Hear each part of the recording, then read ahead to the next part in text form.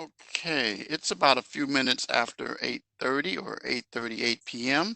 My name is Richard Wright, and I am your professor for drugs and crime, J250. Welcome to week two lecture. And as I've shared previously, our lectures will take place on Monday nights at 8:30 p.m. Central Standard Time and last roughly an hour or so, no longer than an hour. In most cases, there may be videos that we look at that cause it to go longer. So I'm going to go ahead and get started. I'm going to share my screen.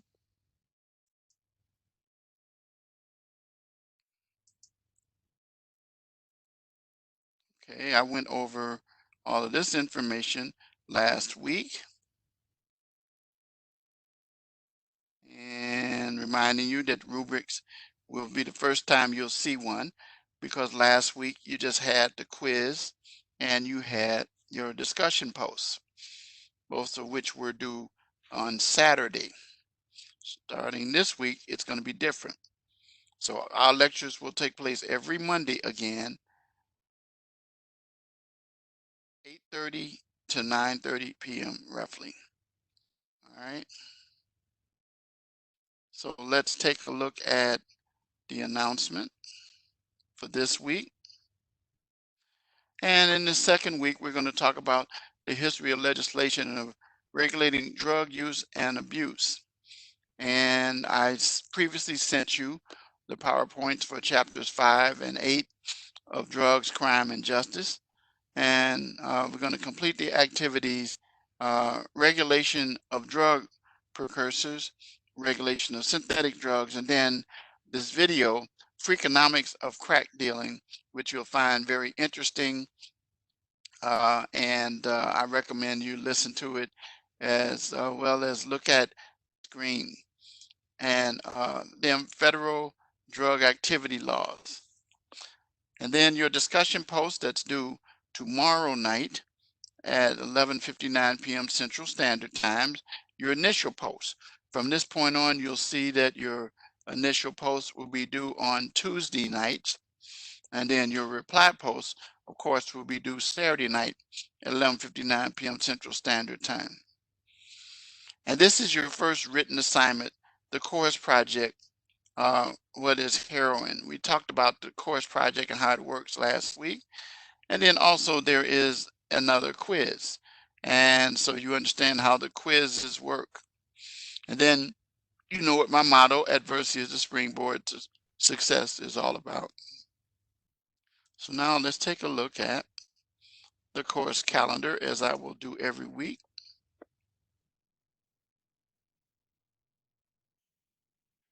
And this is where we are today, the 18th. And then of course you click on this, your initial post is due tomorrow. Your reply post is due Saturday. And then your course project, which you will click on this, you find details in the rubric that we're going to introduce to you tonight. And then your quiz, which is a time quiz. I told you about those quizzes taking place during week 1. Okay.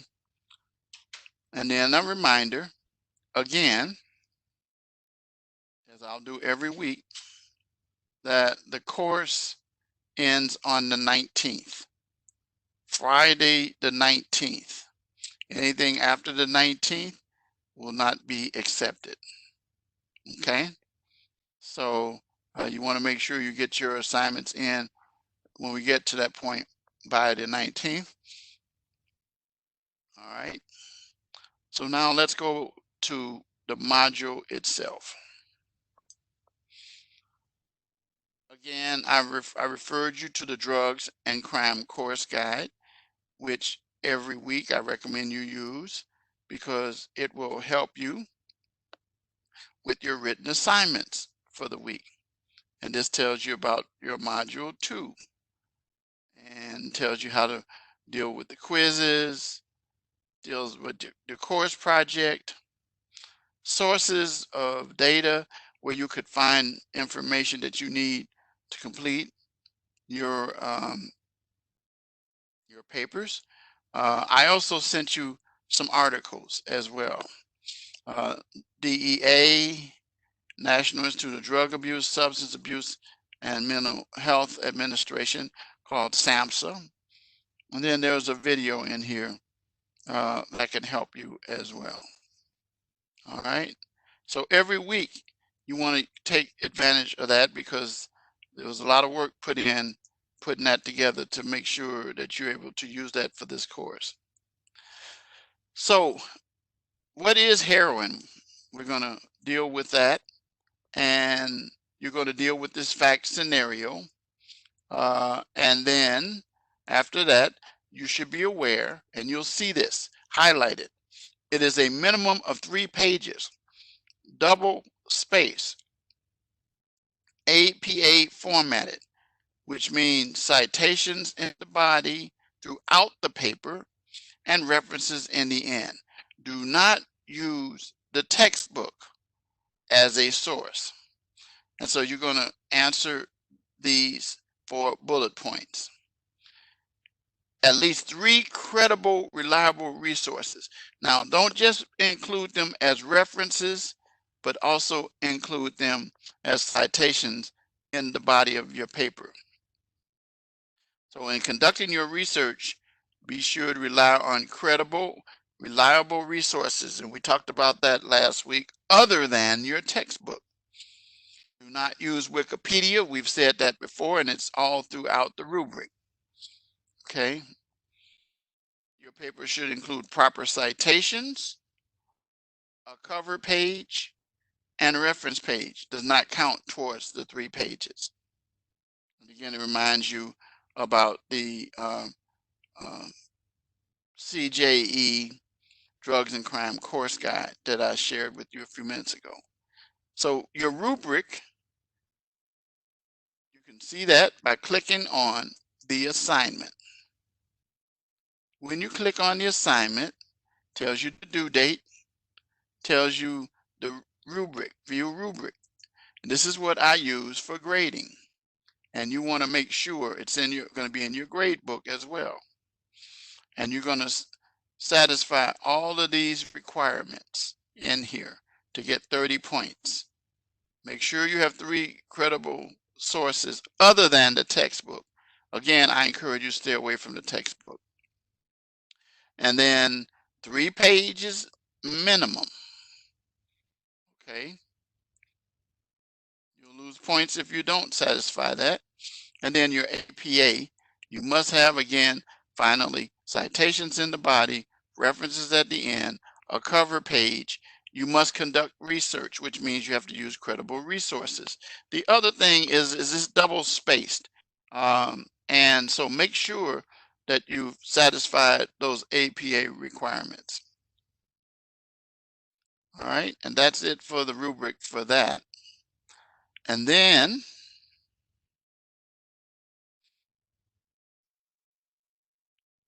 your discussion posts, mandatory sentencing for drug-related crimes.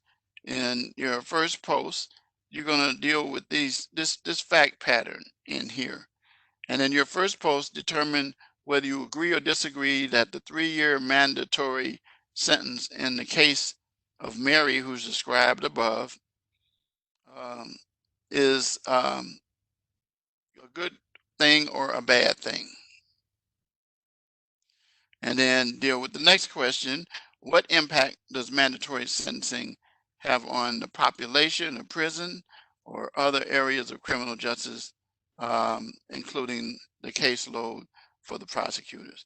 Then in your reply post, respond to a student who presented a different argument, okay, as well. And remember, your initial posts are due tomorrow night, and your reply posts are due Saturday. And then your quiz, which is timed. Again, you know how that works. It's a 30-minute quiz. And then you're live, and then it tells you the due date too. If you want to click on that, it'll tell you the due date, 30 minutes, and it'll tell you that it's due the 24th.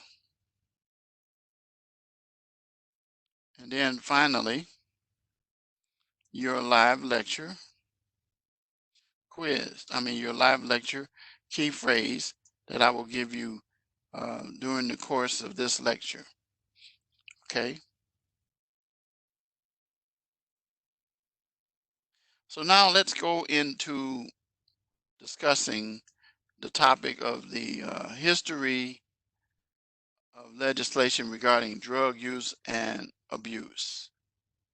So we're going to deal with the regulation of drug precursors, regulation of synthetic drugs, and then we're going to quickly just take a look at this, and then this video I'm going to have you to listen to, very comical but very real, and you'll understand. So these are your written assignments, quiz, and so forth.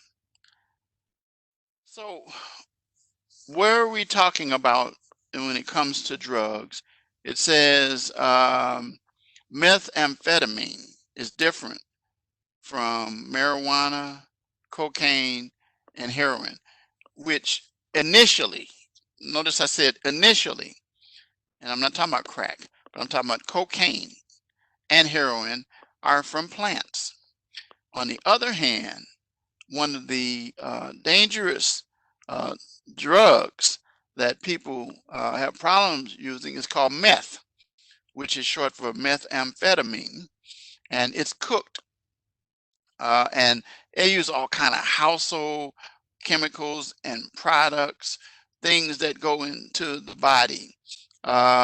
Two common ingredients are ether, paint thinner, acetone, anhydrous ammonia, iodine crystals, red phosphorus, and drain cleaner. Think about that. Battery acid and the lithium taken from lithium batteries. And there's other things, pseudoephedrine, ephedrine, uh, from cold medication.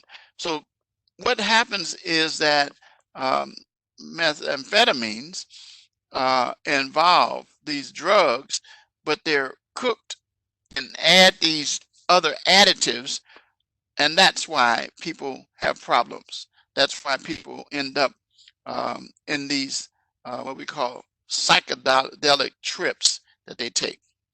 And the cooking process will change the chemical of the ingredients to what we call a rock, and can be ingested through smoking, snorting, and injection.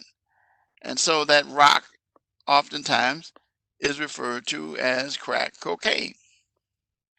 And I am familiar with this process, and many houses are used. I was the village attorney in a town called Ford Heights. It's a south suburban community in Chicago. I was also a part-time police officer and investigator and prosecutor.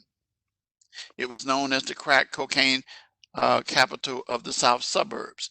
And the reason why it was referred to as that is because of the fact that there were many individuals who found themselves cooking up this stuff in houses. And there were fires that took place in these houses. There were explosions that took place from these labs. And so dealing with the crack. So let's moving on in terms of the meth labs are also easy to move. So it's hard to keep up with them. They're very mobile and as very dangerous, explosive, as I said. And it could be found in a vehicle, in the trunk of a vehicle, abandoned buildings, and even in roadside ditches as well. So what happened is that the federal government, in an attempt to try to deal with the methamphetamine issue, passed what's called the Combat Methamphetamine Act, and that was in 2005. And so what that meant is that retailers, people who were selling the ingredients that were being used to make this meth would put these items behind the counter or in a locked cabinet. And if a person was going to buy these, they would have to produce ID and then sign for each purchase. And that was an attempt to control, because they couldn't make these things without these ingredients. And so um, they adversely affected some of the meth labs, but not the manufacture of meth, which has gone to larger scales. And then there are individuals who are the Mexican drug traffickers, are the primary manufacturers and distributors of methamphetamine to cities throughout the United States. So the point of the matter is, it's a very difficult thing to control because the organization is humongous.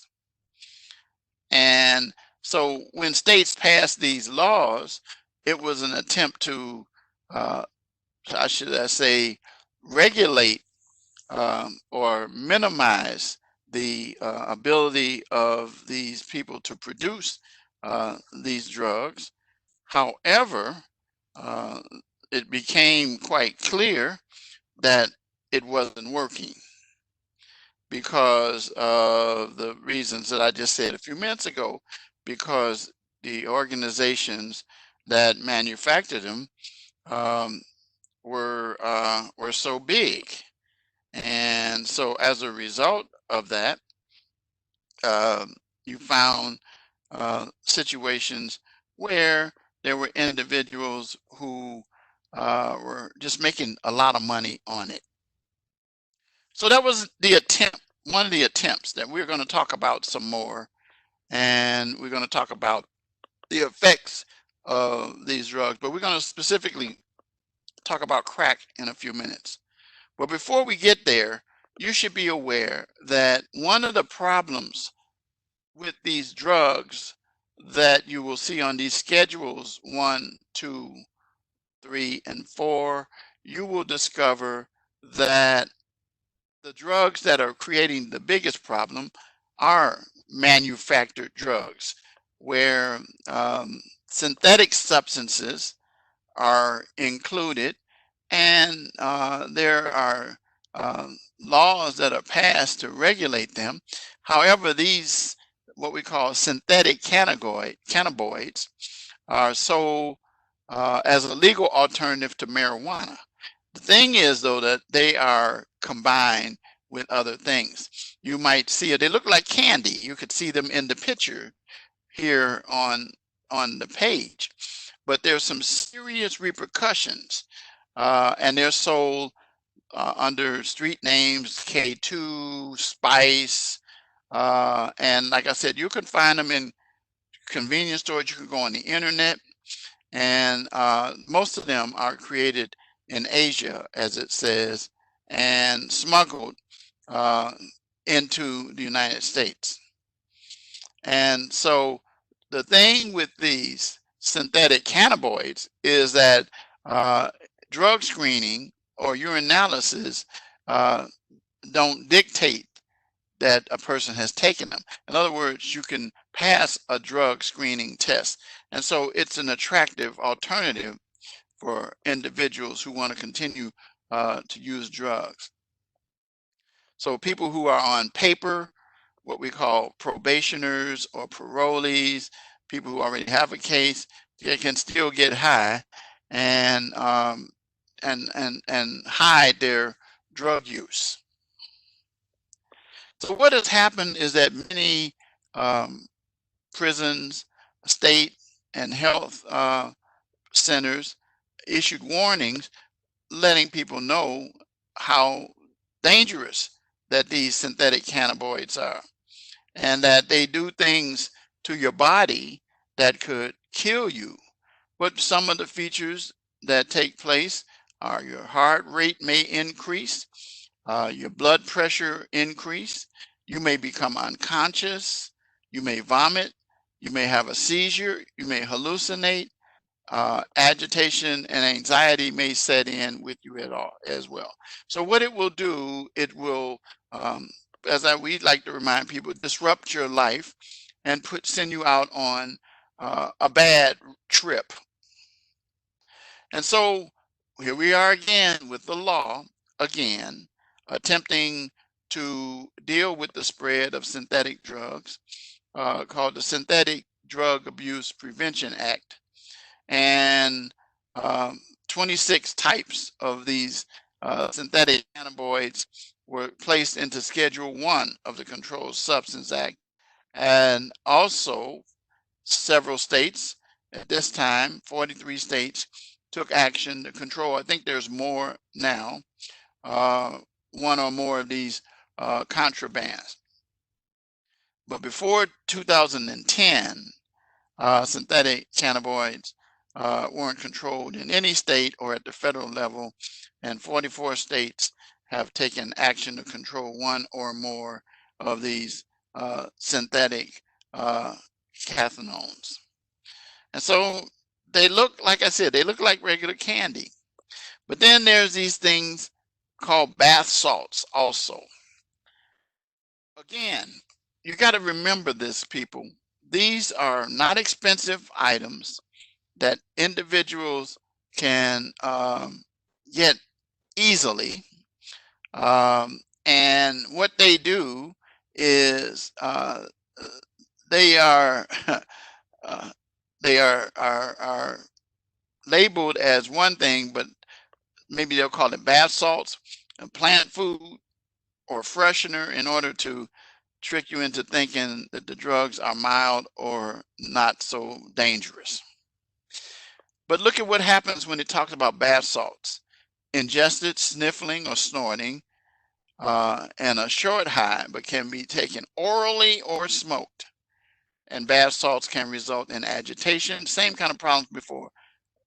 Insomnia, irritability, dizziness, depression, paranoia, delusion, suicidal thoughts, seizures, and panic attacks. And increased heart rate, nosebleeds, sweating, and vomiting. So these are things that individuals find themselves caught up in, and their lives are turned upside down. So here's an example of how bad it was. It was talking about the zombie attack in Miami in 2012, where a man who was naked, that was high on bath salts, chewed the face of a homeless man in an attack before being shot by local police officers. And many of these types of things have taken place across the United States and have contributed to the ingesting of bath salts. So we come to 2011, and the DEA published a final order exercising emergency scheduling authority to control these synthetics that are used to make bath salts and other drugs, methadone 3, methylene oxidrone or MDPV, methadone, not to be confused with methadone, um, and um, and so the possession of these became crimes in Illinois. So here's the problem. Here's the problem, good people, and you're going to hear me say this over and over again. The attempt of the laws, you can pass them all day and all night. Um, um, it is still not adversely affecting the flow of these drugs. And look at what it says. In addition to legislation, prevention, and even education is very important in having people to understand the seriousness of what it's going to do to you. So the Senate in 2014 passed a resolution designating the week of March 9th through the 15th as National Youth Synthetic Drug Awareness Week, an attempt to bring to the attention the seriousness of what these drugs, synthetics, would do and the dangers of them. But as I will say many times in this class, there is going to take individuals to be weaned or delivered. In order to stop the sale distribution of these things, the audience of customers that purchase them need to be decreased. And you will hear me say all quarter long that it's going to take strong um, medical, because it's a medical problem. It's a very serious health problem. And locking people up uh, when using these drugs is not going to really help them unless they get the actual help that they need for the use of the drugs and so forth.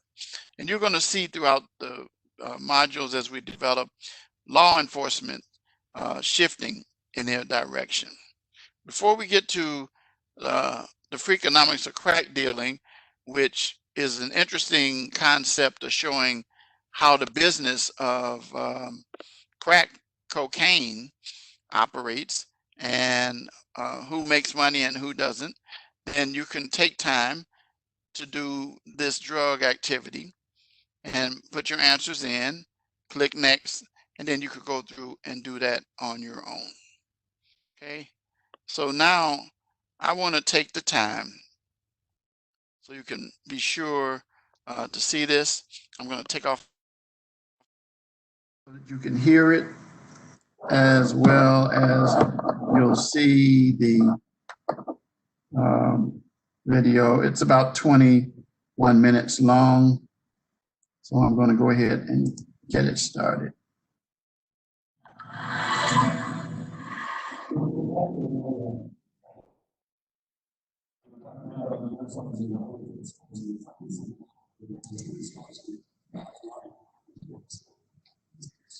So if you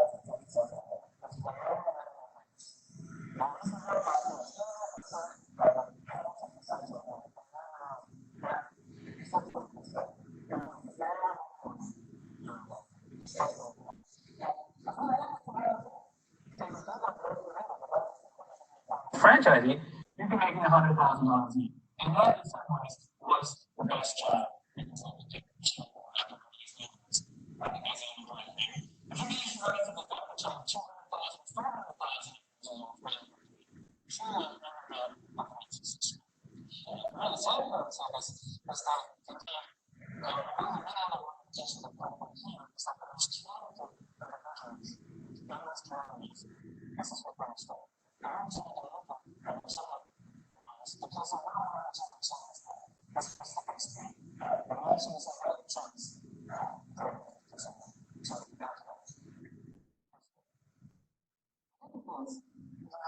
The most of the things first time. The more it's about the what's such a better chance? And it wasn't such a better chance. Is that there's something so much. So I see what's on one of the buttons. Okay?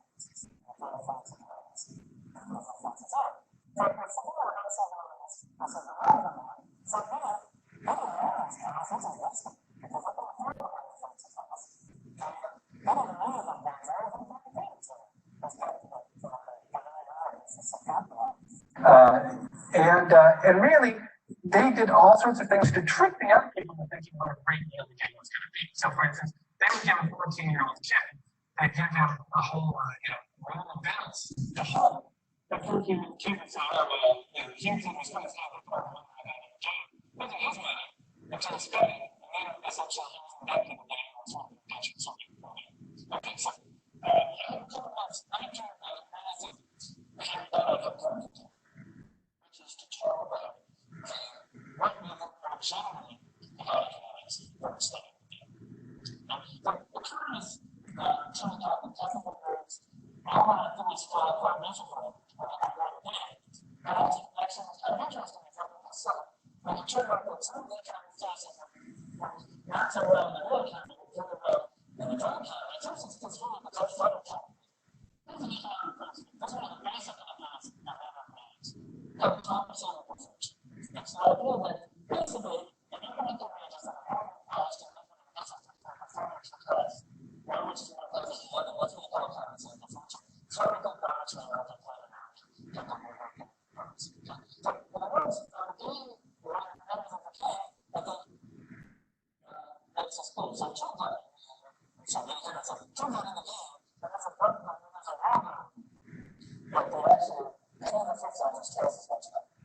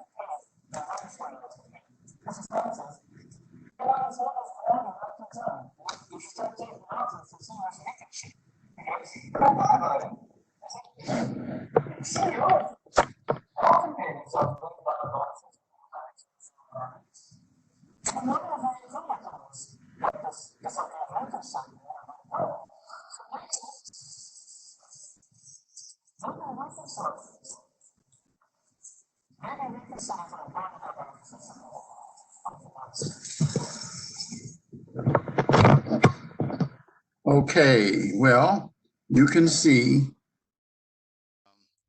This video um, kind of graphically lays out how the business of crack cocaine is takes place, and I witnessed that, as I said, in the town. I also witnessed it on another level. I represented a lot of gang members when I was a criminal defense lawyer, and there were individuals who were the street soldiers, and most of the time those were the ones that they paid us to represent or defend, and it was it was pretty good money. But the point of the matter is, as I'm saying, is that those individuals who were out there putting their lives on the line, they became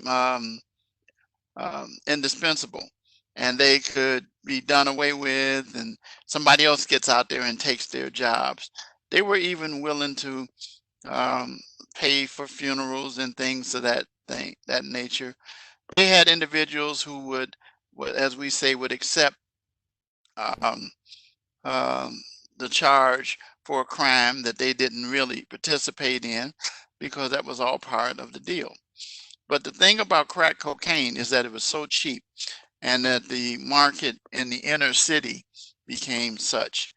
So that's what I want to say about that. You're going to discover, as we deal with the weeks to come, that we're going to deal with more opioids, and we're going to deal with heroin more.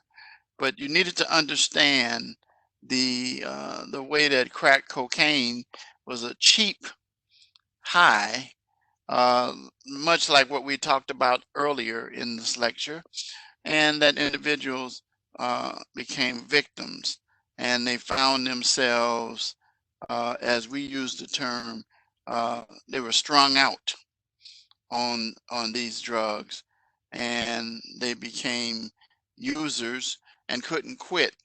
And so consequently, what happened is that the drug dealers or the gangs, in addition, would be able to make a few bucks on each of them, but it was a cheap high. It was very inexpensive, as I was telling you about the chemicals that they use to make uh, the rocks, and it looked like if you ever years ago saw what we call starch.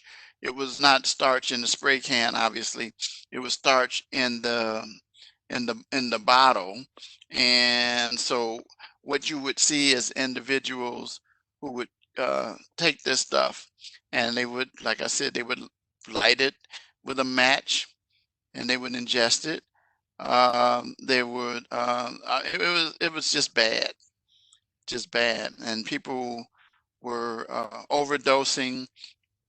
I had a sister, as I shared with you guys, who in 1994 overdosed on crack cocaine. One of the toughest things I ever had to do with was to eulogize this child.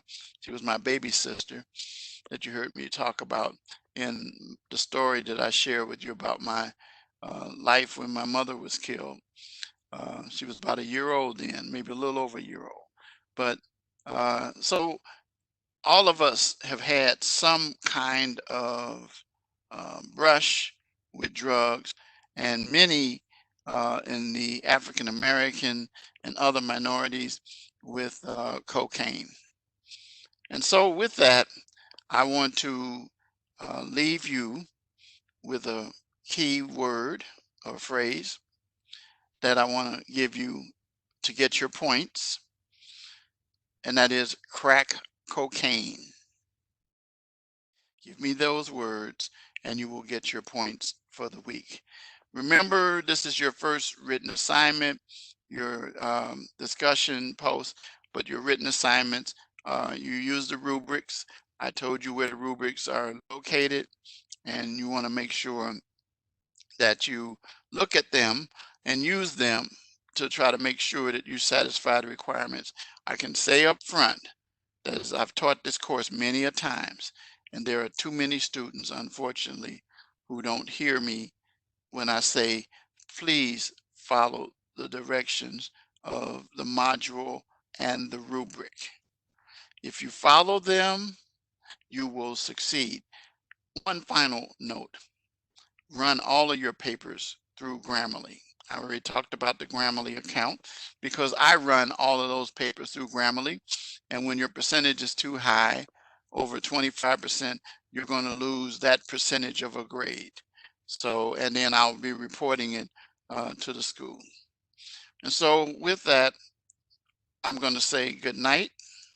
I will see you next week. Hopefully, many of you will show up at 8:30 p.m. Central Standard Time for week 3. And I will be talking about something during week 3 that you need to be aware of.